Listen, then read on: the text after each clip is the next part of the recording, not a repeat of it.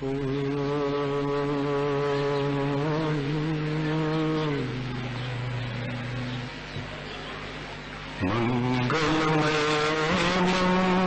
मंगलकरण वीतराग विख्यान नमोता जाति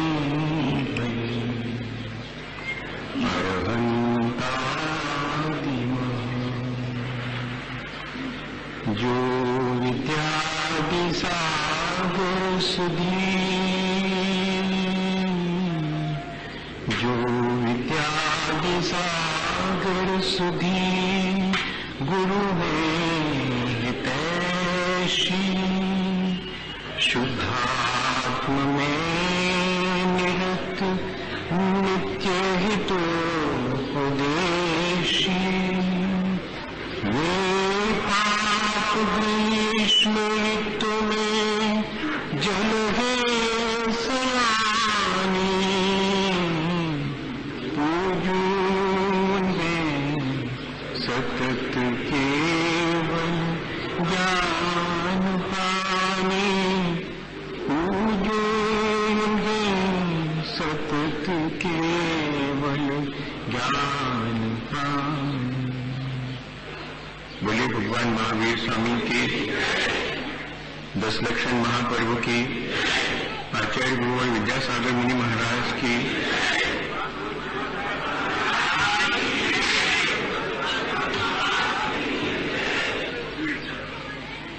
हम सभी अपने जीवन को अच्छा बनाने के लिए प्रयत्नशील हैं। अपने जीवन को स्वयं अनुशासित और मर्यादित बनाने से हमारा जीवन अच्छा बनता है। ये हमने समझा है। हमारा अपना जीवन जिन क्षणों में हम स्वयं मर्यादित और अनुशासित बना लेते हैं, उससे हमारी आत्मशक्ति आत्मविश्वास बढ़ता है। और उस आत्मविश्वास और आत्मशक्ति के द्वारा हम चाहें तो अपने परिणामों को निर्बल बनाकर कर्मों की निर्जरा कर सकते हैं। वे सारे कार्य जो कि आत्मविशुद्धि पूर्वक किए जाते हैं कर्मों की निर्जरा में कारण बनते हैं। और कर्मशार्थम तपते इति तपः, जो कर्मशय के लिए किया जाए वो सब तप कहलाता है। मैं सोच रहा था कि कर्मों का क्षय तो हमारे विशुद्धि बढ़ने से होता है और विशुद्धि बढ़ती है कषायों की मंदता से। इसलिए आचार्यों ने ठीक ही लिखा है कि विषय कषाय से विरक्त होकर जो कुछ भी किया जाता है वो सब तपस्या ही है। हमारे चारों तरफ विषय कषाय की सामग्री फैली हुई है, उसी के संग्रह और संचय हम लगे रहते हैं। हमारी आवश्यकताएं हैं, उनकी पूर्ति करना तो ठीक है। हे गुरुवर शाश्वत सुख दर्शक यह नग्न स्वरूप तुम्हारा है। जग की नश्वरता का सच्चा दर्शन करने वाला है। जग जग विषयों में रचित कर जाति से शिव के निष्कंटक पथ में विषकंटक होता हो। निशा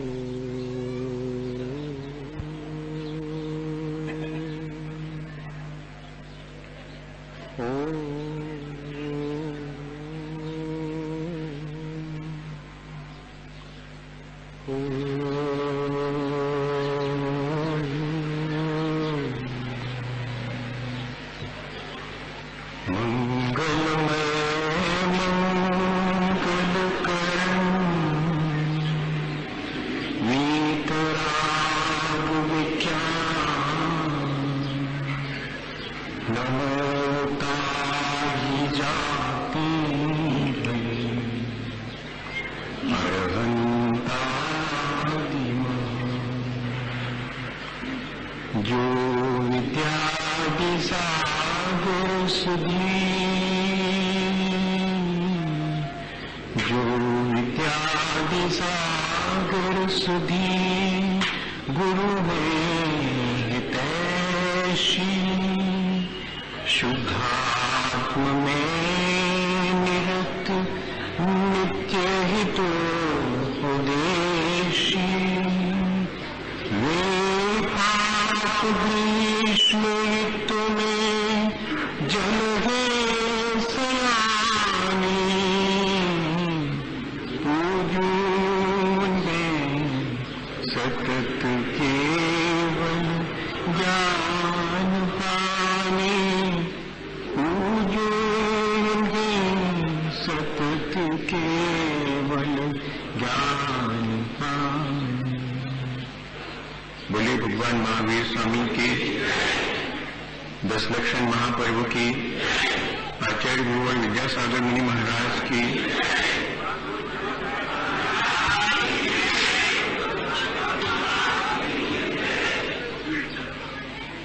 हम सभी अपने जीवन को अच्छा बनाने के लिए प्रयत्नशील हैं। अपने जीवन को स्वयं अनुशासित और मर्यादित बनाने से हमारा जीवन अच्छा बनता है। ये हमने समझा है।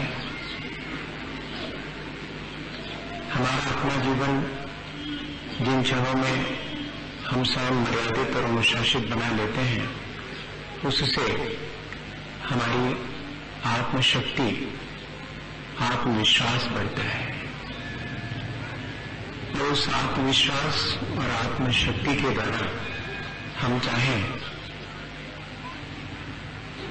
तो अपने परिणामों को निर्बल बनाकर कर्मों की निर्जरा कर सकते हैं। वे सारे कार्य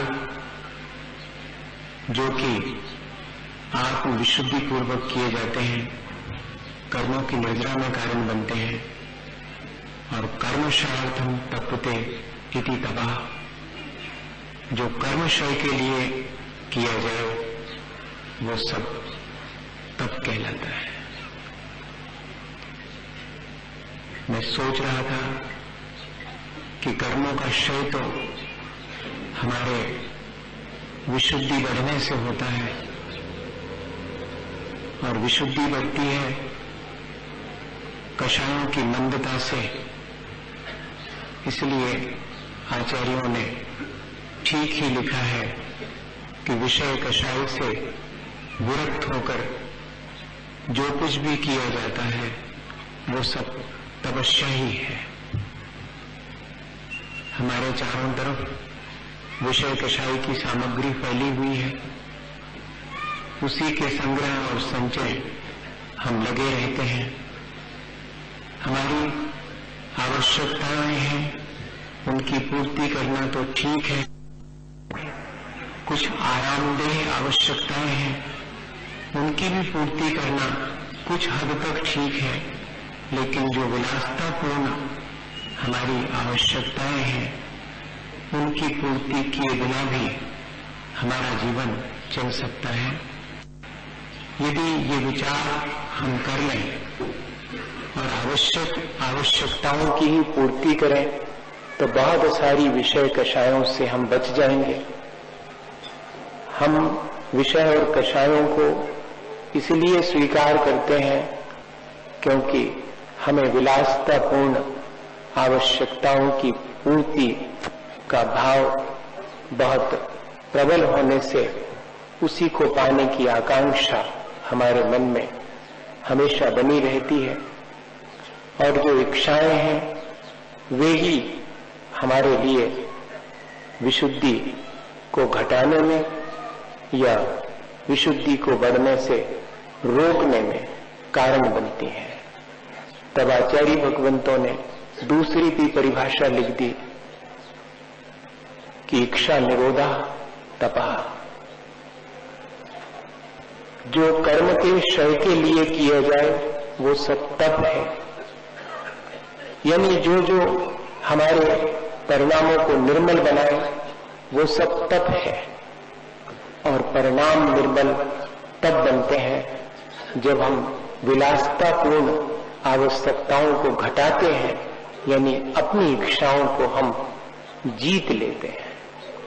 इच्छाओं को नियंत्रित कर लेना यह तो अनुशासन है, लेकिन इच्छाओं को जीत लेना यह तपस्या है। हमने इच्छाओं को नियंत्रित करने की साधना पर विचार कर लिया है। आज हम अपने परिणामों को निर्मल बनाने के लिए अपनी इच्छाओं को जीतने का अभ्यास कैसे किया जाए, इस पर विचार करें तो तप धर्म हमारे जीवन में आसानी से आ सकता है। तपस्या हमारे जीवन को एक सुंदर रूप देती है। जैसे कलाकार अनघड़ पाषाण में से सुंदर सी मूर्ति को तराश करके प्रकट कर देता है, ऐसे ही हमारे अपने जीवन को भी यदि हम चाहें तो तराश करके और बहुत सुंदर रूप दे सकते हैं। लेकिन वो तभी संभव है जबकि हम मन, वाणी और शरीर इन तीनों को तपस्या में लगाएं। वो तपस्या हमारे जीवन को तराश करके सुंदर बनाएगी। पर दो चीजें हम पहले समझ लें कि जब भी हम तपस्या करने के लिए तैयार हों तो तपस्या का स्वरूप क्या है, तपस्या का उद्देश्य क्या है, यह हमारे मन में बहुत स्पष्ट होना चाहिए। तपस्या के मायने ये नहीं है कि हम अपने शरीर को कष्ट में डालें। सामान्यतः शरीर को कष्ट देना ही तपस्या मान लिया जाता है। वास्तव में शरीर को कष्ट में डालना तपस्या नहीं है, बल्कि शरीर पर आने वाले कष्टों को समतापूर्वक सहन कर लेने का नाम तप है। लेकिन ये हमें सहसा समझ में नहीं आता। इसी तरह वाणी का तप है और मन का तप है। हम इन सब को बहुत स्पष्ट रूप से समझने की कोशिश करें और जब भी हम इन मन, वाणी और शरीर से तपस्या करने का भाव बनाएं तो हमें उद्देश्य स्पष्ट रहना चाहिए। हमारे इस तप का उद्देश्य कहीं कोई बाहरी यश, ख्याति और लाभ का नहीं है। हमारे कर्मों के क्षय का या हमारे परिणामों की निर्मलता का उद्देश्य होना चाहिए। वरना हमारा द्वारा किया गया तप हमारी ही क्षति करने वाला है। तामसिक और राजसिक ये जो दो तप करने की विधियां हैं वे जीवन का पतन करने वाली हैं, और जो सात्विक तपस्या का ढंग है वही जीवन के उत्थान करने वाला है। इसलिए तप करने से पहले ये सावधानी रखें कि शास्त्र की कही हुई विधि से गुरुजनों के प्रति श्रद्धा पूर्वक तप को अंगीकार करें। जो व्यक्ति शास्त्र की विधि के अनुरूप या गुरुजनों के प्रति श्रद्धा के बिना तप करता है वो सब तप तामसिक तप कहलाता है। और दूसरे को दिखाने या अहंकारवश जो तप किया जाता है वो तप राजसिक तप कहलाता है। वर्तमान में इसी तरह की तपस्या बहुत प्रसिद्धि को प्राप्त है। हम सब भी उसी तपस्या में लगे हुए हैं। होना चाहिए सात्विक तप, जिसमें कि हम अपने परिणामों को निर्मल बनाकर, अपनी विशुद्धि को बढ़ाकर, अपने संचित पाप कर्मों को नष्ट करते हैं। वास्तव में इस उद्देश्य से जो भी किया जाता है वो सब तप कहलाता है। लेकिन वर्तमान में मन माने ढंग से और हम कोई भी तप शुरू कर देते हैं। शास्त्रोक्त विधि और श्रद्धा दोनों का ही हमारे अंदर अभाव होता है, जिससे कि उस तप के द्वारा हमें कोई विशेष लाभ नहीं मिलता। मां जानती है कि किस बेटे को किस तरह से भोजन या दूध पिलाना है, भोजन देना है, लेकिन बेटा जिद करके बिना सोचे समझे और कुछ भी खा ले पी ले तो उससे उसका स्वास्थ्य ही गड़बड़ाता है।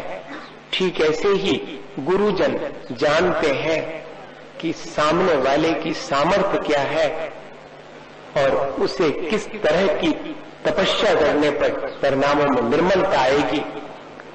अगर हमने अपनी शक्ति से अधिक तपस्या अंगीकार कर ली तब वह भी संक्लेश का कारण बनेगी, और अगर हम शक्ति होते हुए भी तपस्या से दूर हटेंगे तो वह भी हमारे लिए विषय कषाय में ले जाने वाली, यानी हमारा पतन करने वाली ही प्रवृत्ति कहलाएगी। इसलिए श्रद्धापूर्वक शास्त्रोक्त विधि से ही तपस्या करनी चाहिए और ख्याति पूजा लाभ की दृष्टि से नहीं करनी चाहिए। वर्तमान में ये प्रक्रिया धीरे धीरे ख्याति पूजा लाभ की तरफ बढ़ती चली जा रही है। सबकी हो रही हो ऐसा नहीं कह रहा हूं, लेकिन अधिकांश देखने में यही आता है। हो सकता है हमारे देखने में ठीक ना आया हो, लेकिन हमें सावधानी तो रखनी चाहिए कि कहीं ऐसा ना हो कि हमने जो उपवास किए हैं, व्रत और नियम अंगीकार किए हैं, वे सब दिखावे के लिए हो। हमारे 5 उपवास हो गए, हमारे 10 उपवास हो गए, इसलिए क्योंकि 10 लक्षण के अंत में 11वें दिन हमारी बात बाजे गाजे से पाड़ना होगी। लोग हमारी जय जयकार करेंगे, लोग हमें घर आकर के बधाइयां देंगे और हमारा अच्छा जुलूस निकलेगा, सम्मान होगा।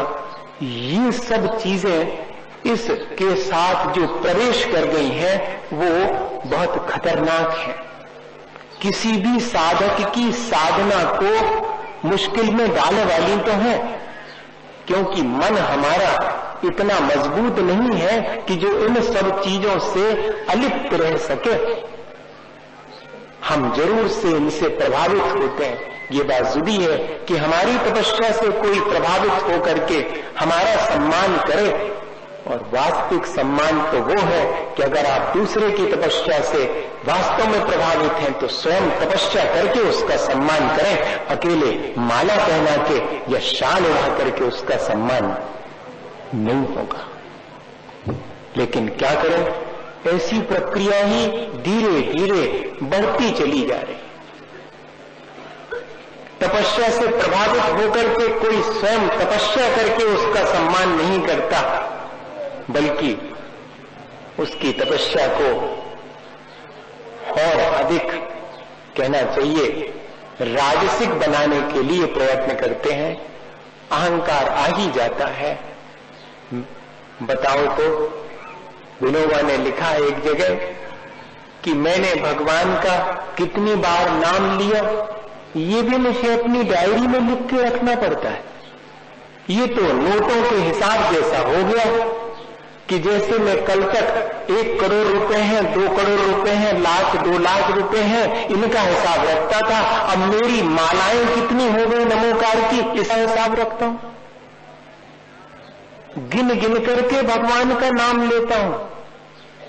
और इतना ही नहीं, मैं त्याग तपस्या करता हूं तो वह भी मैं गिन गिन के करता हूं कि मेरे इतने हो गए तप, मेरे इतने हो गए व्रत। बुरा नहीं मानना, बुरा मानने के लिए नहीं लिखा, जिसने भी लिखा उसने हमें सावधान करने के लिए लिखा। कहीं ऐसा ना हो कि मेरी तपस्या और ख्याति पूजा लाभ की तरफ मुड़ जाए और कर्मों के क्षय करने में निमित्त न बन पाए, मैं अपने उद्देश्य से विचलित न हो जाऊं। इसलिए जब जब भी हम त्याग तपस्या अंगीकार करें तो सावधानी रखें कि अपने उद्देश्य को बहुत निर्मल रखें। निर्मलता का ही उद्देश्य हो, ख्याति पूजा लाभ का उद्देश्य ना हो, और शास्त्रोक्त विधि के अनुरूप हो। एक बात कहूं, उपवास करने वाले को या कि तप करने वाले को आचार्यों ने तो लिखा है कि विषय कषाय से जो विरक्त हो गया है, पर देखने में तो ये आता है कि विषय कषाय से तो विरक्त हुए नहीं और हम तप अंगीकार कर लेते हैं। नहीं देखने में आता। एक दिन का उपवास दूसरे दिन मुझे विषय कषायों की तरफ ले जाता है अगर, तो क्या वो विषय कषायों से विरक्त होकर के की गई तपस्या कहलाएगी? विचार करने के लिए है।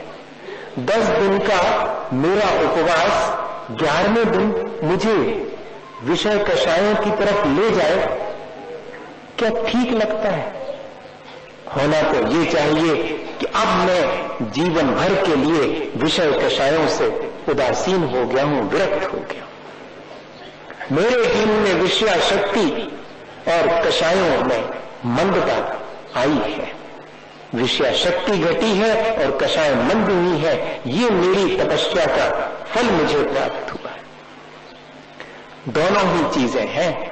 विषय कषाय की मंदता के साथ तप किया जाए और तप का फल भी विषय कषाय की कमी है, लेकिन ये बहुत कम लोगों में ही देखने में आता है। होना चाहिए। अगर हम 10 दिन 10 लक्षण पर्व में तपस्या करते हैं तो उसका प्रतिफल हमारे जीवन में मिलना चाहिए, हमारी कषाय मंद होनी चाहिए और हमारी विषयों के प्रति आसक्ति घटनी चाहिए। हमें फिर विलासतापूर्ण आवश्यकताओं को पूरा करने की दौड़ में शामिल नहीं होना चाहिए। कम से कम इतना तो हम कर ही सकते हैं। जिसने 10 दिन तक तपस्या का स्वाद लिया है, उसे संसार की चीजों का स्वाद फिर नहीं आएगा। तेरस बेरस लागे। फिर संसार के जो रस हैं वे स्वादहीन जान पड़ेंगे। पंचेंद्रिय के विषयों में फिर हमें कोई रस नहीं मालूम पड़ेगा। ये तपस्या का फल है और तपस्या भी ऐसा ही व्यक्ति करे तो उसकी विशुद्धि बढ़ती है और उसके कर्मों की निर्जरा बढ़ती है। देखें कि क्या हम ऐसी तपस्या के लिए तैयारी कर पाएंगे। तैयारी तो अपने को ही करनी पड़ेगी भैया, दूसरा तो करेगा नहीं। जो अपन तप करने जा रहे हैं तो इतनी सावधानी रख करके हम तप करेंगे। और अब वाणी से भी तप करना है, शरीर से भी करना है, मन से भी करना है, तो किस तरह से किया जाए। शरीर के तप के लिए आचार्य भगवंतों ने लिखा, जिनेंद्र भगवान की पूजा करना, गुरुजनों की सेवा करना, जिनवाणी का अभ्यास करना, दीन दुखी की मदद करना, ये शरीर के द्वारा किए जाने वाला तप है। अरे हम तो सोच रहे थे कि उपवास करने का नाम तप, ऐसा कैसे हो गया? वो उपवास करने का नाम तो तप है ही, लेकिन उसके पहले ये तप है। तप करने से पहले की भूमिका है। क्या मैं जिनेंद्र भगवान की आराधना करता हूं, गुरुजनों की सेवा के लिए तत्पर रहता हूं? मेरे घर के सामने से निकलते हैं तब तो दौड़ करके उनके पैर छूता हूं, लेकिन रात 9:30 बजे मुझे आकर के पैर छूने और दबाने का वक्त नहीं मेरे पास। वो तो जब मेरे घर के सामने से निकलेंगे तो हटो भी, तुम 4-5 लोगों ने क्या घेर रखा है महाराज को, पैर तो छूने दो, पैर छूने का राइट तो हमारा है, आप बने हो महाराज तो हमें अधिकार है कि आपके पैर छुएंगे, नहीं तो नहीं बनते हैं। ये जो हमारे धर्म करने के ढंग है उससे मालूम पड़ता है। कल एक ढंग और देखा हमने धर्म करने का, मैं चूकूंगा नहीं कहने से, क्योंकि जब तक यही तस्वीर हमारी धर्म की रहेगी तब तक हमारे चेहरे पर उज्ज्वलता नहीं आएगी। ये एक नया धीरे धीरे, पहले तो मुझे याद है कि बुंदेलखंड के अंदर बस तेरस के दिन आधे मंदिरों की दर्शन करने की यात्रा होगी, 14 के सवेरे से शेष मंदिरों के दर्शन की यात्रा, आकर के जिसको उपवास करना है, जिसको जल लेना है, एकासना करनी वो एकासना करेगा, दोपहर में घट यात्रा निकलेगी, भगवान जिनेंद्र का अभिषेक होगा और पूरा दिन धर्म ध्यान में व्यतीत हुआ। इतना ही होता था। अब तो मंदिरों के दर्शन करने निकलेंगे और साथ में कुल एक ही द्रव्य, अष्टद्रव्य से पूजा भी नहीं, सिर्फ एक ही द्रव्य, 8 द्रव्यों में से एक द्रव्य चढ़ाएंगे भगवान के सामने, और वह भी इतनी अधिक मात्रा में अग्नि में कि सारा मंदिर प्रवेश करने वाले को भी प्रवेश करना मुश्किल हो जाए, और नीचे सब में इतनी द्रव्य, नीचे चावल और उसी में सब ऐसा फैल जाए कि झाड़ने वाले शाम को माली को आकर के देखो कि कितनी मुश्किल होती है। और शाम को जब दर्शन करने में गया तो सब में फैला हुआ है, अपार जीव राशि पैर के नीचे मर रही है, उसका कोई विवेक नहीं है, बस मुझे तो सिर्फ धूप खेनी है तो मैं अपने धूप खेऊंगा, उसी में मेरा धर्म पूरा हो गया। ये हमारे धर्म करने के ढंग पता नहीं कब बदलेंगे, कौन सी इससे विशुद्धि बड़ी होगी मुझे तो नहीं समझ में आया। पता नहीं किसी की बड़ी हो विशुद्धि, जले हो कर्म शायद धूप के साथ साथ, पर एक भी नहीं जले होंगे, क्योंकि जब शास्त्र प्रवचन हो रहा है तब भी लोग अपनी यात्रा में मग्न है। बस एकमात्र यात्रा ही करनी है मुझे, इस मंदिर से उस मंदिर, इस मंदिर में धूप खेई। तुमने कितनी वेदी पे खेई? हमने तो सब वेदी पे खेई, हमने तो सब मंदिरों में खेई। गाड़ियों में भर भर करके लोग, जिसमें कि अपार जीव राशि का घात हो रहा है, उसका कोई विवेक और विचार नहीं। अगर कहेंगे तो एक ही है चीज है कि महाराज आप भी ऐसी कह रहे, आपको तो मैं कहूँ चीज है, परंपरा तो बहुत पुरानी है, कछु पुरानी नहीं है। हमने भी अपने समय में आज से 25 साल पहले देखी है, उस समय तो नहीं थी। हमने तो टिकुल दशमी के दिन माँ लोगों को जरूर देखा है कि हमारा काम दोपहर का ये रहता था कि जाओ दुकानों से बढ़िया सी डब्बी खरीद के लाओ, फलानी दुकान से किताबें ले आओ धर्म की, और चिटकें डाल दो, लौंग डाल दो, टिकली डाल दो डब्बी में, और 10 ठो डब्बी हमें दे दो। संजाखों बुलौआ में जाएंगे मंदिर में, सब जने आपस में अपना प्रेम भाव व्यक्त करेंगे, और जो किताब है छोटी सी इस सुगंध दशमी की वो सबको देंगे। 10-10 उपकरण मंदिर में भेंट करेंगे और साधर्मी को 10-10 धर्म के उपकरण देंगे। ये भर परंपरा थी। ये अकेली जरा सी बाबी बाजार से खरीद के धूप ले आए, कैसी बनी हुई है का पता, और वह अपन भगवान के सामने चढ़ाकर और अपन ने मान लिया कि धर्म हो। मुझे मालूम नहीं था, मैं तो निश्चिंत था, नहीं तो कल ही कह देता मैं। अब तो सब कचू होगा, अब का जो होने तो सो हो ही हो। अब जो समझदार है वो अगली बार सावधान रहेंगे, इतने ही है। शरीर से किए जाने वाले तप को भी हम ठीक से नहीं कर पा रहे हैं, विचार करिए। शरीर का तप है कि पूज्य पुरुषों के प्रति विनय, उनकी सेवा, उनकी आराधना, शास्त्र का अभ्यास और दीन दुखियों की मदद करना। अगर वास्तव में तप करना था तो इस तरह से तप करते तो शायद विशुद्धि बढ़ती। कभी करके देखिएगा किसी दीन दुखी की मदद, किसी रत्नत्रय की आराधना करने वाले की सेवा करके देखिएगा कैसी विशुद्धि बढ़ती है।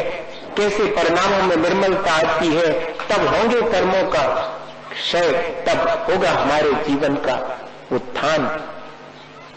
रंगदास नाम के एक संत हुए। बचपन में उनके पिता ने उन्हें बाजार पैसे दे करके फल लाने के लिए भेजा।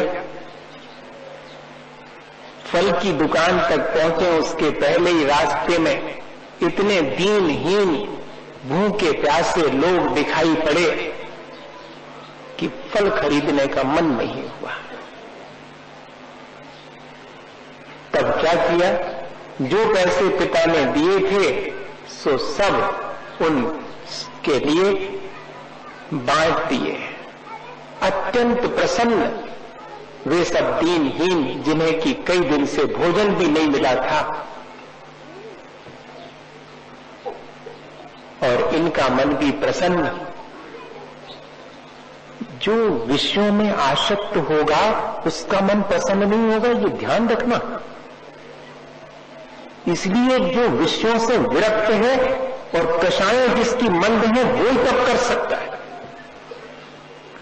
तब देखिएगा कितनी कम विषयाशक्ति थी, फल लेने गए थे, अब उस फल को लेने और खाने की इच्छा नहीं रही।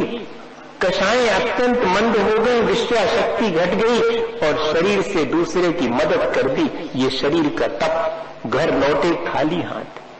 पिता ने पूछा कि नहीं लाए फल? बोले बाद में मिलेंगे। अरे फल बाद में मिलेंगे तो किसी को पैसे दे आए, वो देगा क्या?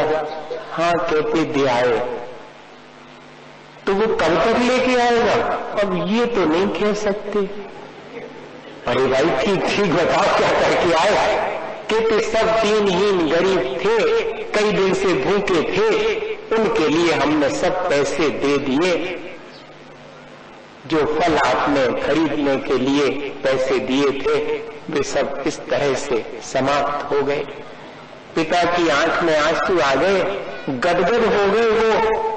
तुम तो सेब फल या और दूसरे फल न खरीद करके मेरे जीवन में अमर फल खरीद करके ले आए। अपन लाए कभी अमर फल खरीद के? अपन तो अपने विषय भोग की सामग्री खरीद के ले आए भैया। शरीर के द्वारा भी इस तरह से तपस्या की जा सकती है। और वाणी का तप क्या है? अच्छे वचन बोलना, पर के हित के वचन ही बोलना, यही वाणी का तप है। और मन का तप क्या है? दोनों एक साथ आ जाएंगे एक ही उदाहरण में। और मन का तप क्या है? मन की प्रसन्नता, भाव न बिगड़ने देना, यही मन का तप है। और मन में प्रसन्नता बनी रहे। जिसके मन में प्रसन्नता है, जो अपने भावों को कलुषित नहीं होने देता, वही करता है मन का तप। हम तो क्षण क्षण में और अपने मन को विकृत कर लेते हैं, कलुष कर लेते हैं अपने भावों को। भावों की कलुषता के साथ कितनी भी आप उपवास या अन्य कोई साधना कर लेंगे, वो सब कर्मों की निर्जरा में कारण नहीं बनेगी। जिसके भावों में कलुषता नहीं है, जिसके मन में निर्मलता है, वो व्यक्ति कर्मों की निर्जरा कर सकता है। उसके द्वारा किया गया तप ही सार्थक है। आचार्य महाराज के जीवन की वो घटना आपको सुनाऊं। उसके पहले एक छोटी सी घटना, अभी अभी पढ़ रहा था किताब में से, यहीं बैठे बैठे याद आ गई। कहानियां पढ़ने का तो मुझे बहुत शौक रहा, पर वो सब भूल भाल जाती हैं। थोड़ा सा कोई हिंट कर दे तो याद आ जाती। तो एक किताब लेके आया था कि शायद इसमें कोई याद आ जाए, तो याद आ गया। सबको याद आ जाएगी, मैं याद दिलाऊंगा तो। कि हाँ सचमुच मन का तप तो ऐसे ही होना चाहिए। एक ब्राह्मण था, उसकी जीवन साथी थी, उसका बेटा था और उसकी बहू थी, 4 प्राणी थे घर में। लेकिन चारों एक ही जैसे मन वाले हों बहुत कठिन। 4 हों और 4 भांति के मन हो तो कोई तपस्या न करते संग रह के। और देखते रहे अपन, वही चेहरा है अपन का, अपने परिवार का। थोड़ी देर को पूजा पाठ करते हैं, आहार दान इत्यादि में शामिल हो जाते हैं, शास्त्र स्वाध्याय में सम्मिलित हो जाते हैं, लेकिन फिर जब घर पहुंचते हैं तो मन की कलुषता को संभालना बहुत कठिन होता, मन की निर्मलता को बनाए रखना बहुत कठिन होता। यही तब विशुद्धि बनी रहे। आचार्य महाराज हमेशा कहते कि मन की विशुद्धि बनाए रखना, भावों की विशुद्धि बनाए रखना, ऐसे लोगों के साथ रहना जिससे कि भावों की विशुद्धि बनी रहे, ऐसे संयोग प्राप्त करना जिससे अपनी विशुद्धि बढ़ जाए। ये सब जितने भी धार्मिक अनुष्ठान हैं वे सब विशुद्धि बढ़ाने के लिए ही हैं।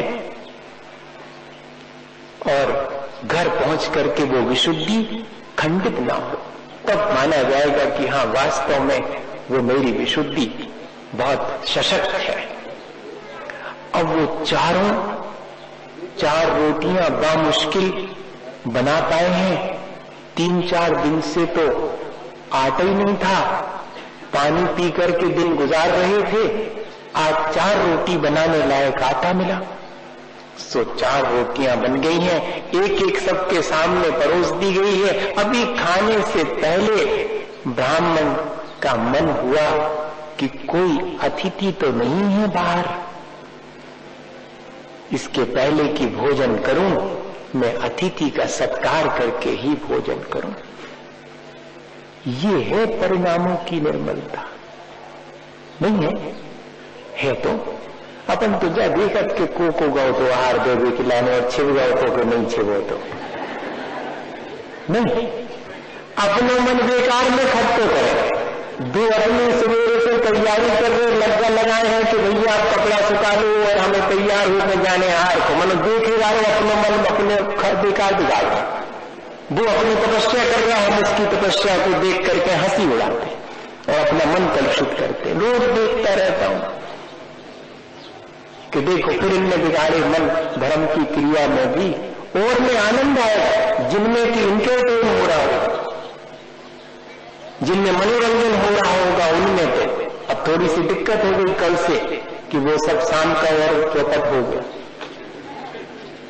थोड़ा मनोरंजन करते थे। भैया भोपाल का 10 लक्षण पर्व इस बात के लिए बदनाम है कि देखें अब इस 10 लक्षण में कितनी पेयर बनती है मालूम, चौक मंदिर में। ये सुन करके माथा शर्म से झुक गया था।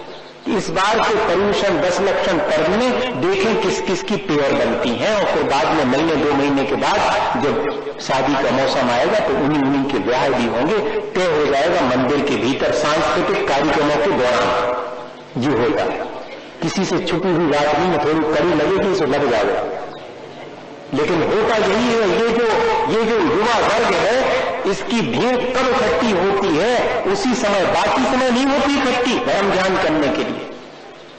आप जाके बजाते पूजा करवा लो से 50 जने खड़े हो जाए और फिर बाद में धर्म की 2 बातों के बारे में अपनी पंचा डालो और अपने भी जा रहे घर फुर्सत नहीं है पूजा में, क्योंकि पूजा में तो वो रतोई बजा करके और वो सामने जो है वो भी खड़ी हुई है जिससे कि हमारा बहुत चलता है, वो पूजा कर रही तो उसके साथ हम बिल्कुल साफ कह रहे, बुराई लग जाए तो लग जाए। बिल्कुल 100% की बात कह रहा हूं आपसे, 1% की नहीं। ये प्रवृत्ति हमारे धर्म ध्यान करने की, ये लोग तपस्या करेंगे तो ये दिखावा करेंगे और आने वाली पीढ़ी को बर्बाद करेंगे। इसलिए सांस्कृतिक कार्यक्रम तो बिल्कुल चुकता बंद हो जाना चाहिए, सब दूर, और फिर शुरू होना चाहिए जो वास्तविक धर्म है, वितराग धर्म है, ताकि आने वाली पीढ़ी भ्रष्ट होने से बच जाए। हम कहते हैं कि टेलीविजन भ्रष्ट कर रहा है, हम कहते हैं कि वेशभूषा भ्रष्ट कर रही, हम कहते हैं कि कॉलेज में कोएजुकेशन भ्रष्ट कर रही, और हमारे यहां पर हमारे सांस्कृतिक कार्यक्रम क्या कर रहे हैं, उसको भी शामिल करो उसमें, अगर ये सब चीजें हैं भ्रष्ट करने वाली। नाम है धर्म का और हो रहा है जो कुछ भी वो सब सामने उजागर है। इसलिए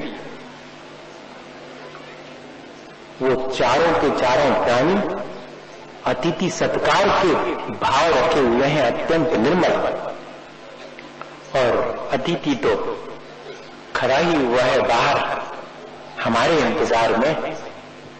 ब्राह्मण को अतिथि बाहर खड़े दिखाई दिए, भीतर ले आए, पधारो भगवान, ये एक रोटी आज मैं नहीं खाऊंगा तो कोई फर्क नहीं पड़ेगा, लेकिन मुझे इसमें संतोष है कि आप इसे ग्रहण करें। अपनी रोटी हिस्से की अतिथि को दे दे, और स्वयं भूखे होने पर भी अत्यंत प्रसन्न है। यहां तो भोजन करके ही भाव बिगाड़ लेते हैं, और वहां पर बिना आहार किए हुए अत्यंत प्रसन्न है। ये है तप। और जब देखा कि एक रोटी से पेट नहीं भरा अतिथि का, तो ब्राह्मण की जीवन साथी ने भी अपनी रोटी परोस दी और अत्यंत प्रसन्नता का अनुभव कर रहे हैं। फिर भी नहीं हुआ संतुष्ट अतिथि, बेटे ने अपनी रोटी भी उसे परोस दी, और उसके बाद नंबर आ गया पुत्र वधू का, उसने भी अपनी रोटी अतिथि को दे दी। अतिथि चारों रोटियां खाकर अत्यंत प्रसन्न और संतुष्ट है, और चारों अपना अपना भोजन देकर के अत्यंत प्रसन्न और संतुष्ट है। और घटना में लिखा हुआ है कि वो जो अतिथि के भोजन के दाने और पानी नीचे गिर गया था, अतिथि के जाने के बाद उससे जो जो चीज टकराई वो सब सोने की हो गई। ये तो घटना में आखिरी में ऐसा लिख दिया, जिसका मन सोने सा कुंदन हो गया, उसके द्वारा स्पर्श की हुई सब चीज सोने सी हो जाएगी, चमकदार हो जाएगी। सोना हो जाएगी सो तो आनंद ही आनंद है, लेकिन सोने जैसी चमक मन में आ जाए फिर देखिएगा उसका क्या आनंद है। ये है मन का तप। और वाणी गदगद है वो कि आपने हम पर उपकार किया हमारा अन्न ग्रहण करके। बताइए, आचार्य महाराज के जीवन की एक घटना सुनाऊं आपको तो लगेगा कि हाँ सचमुच शरीर से, वाणी से और मन से तप करने वाले आचार्य महाराज जैसे विरले ही लोग हैं। हम सब तो उनका थोड़ा बहुत अनुसरण कर पाते हैं, और हमारे अंदर उतनी निर्मलता कहाँ आ पाती है, उतनी विशुद्धि नहीं बढ़ पाती है जिससे कर्मों की निजरा हो सके। भैया तप तो वही है जो मन और वाणी और शरीर से इस तरह किया जाए जिससे कि भावों में विशुद्धि बढ़े, कर्मों की निर्जरा हो, और हम कर्मों से मुक्त होकर अपने उस वीतराग स्वरूप का अनुभव कर सके। ये बहुत पुरानी घटना है, सन 1980 में, और आचार्य महाराज के साथ सत्संग हम सब लोग मुक्तागिरी के चतुर्मास के बाद विहार करते हुए और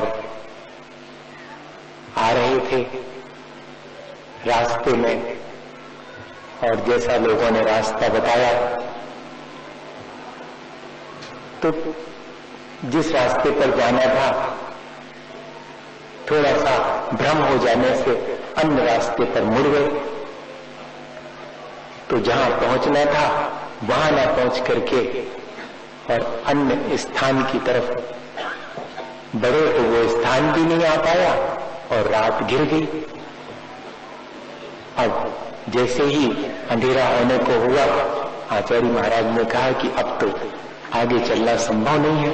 उन्होंने कहा महाराज जाना तो अपने को जिस रास्ते पर था वो तो छूट ही गया, यहाँ आगे 1.5 किलोमीटर पर अम्बाहा नाम का एक गांव है, वहां तक तो चले, 1.5 किलोमीटर में 15 मिनट तो लगेंगे, लेकिन अब हाथ की रेखाएं दिखना बंद होने को है। 15 मिनट में तो नहीं पहुंच पाएंगे, उतने में तो अंधेरा ही हो जाएगा। तो यहीं आसपास देख लो स्थान। तो देखा एक खेत में, और वो कड़वी होती है, ज्वार के सिट्टे बचे रहते, उनके डंठल वो सब पड़े हुए थे। उनसे एक मचान जैसा बना दिया था। लगा कि ये स्थान रात्रि विश्राम के लिए ठीक है। सब लोग उस पर जाकर के बैठ गए। सामायिक का समय हो गया था, सामायिक करने लगे।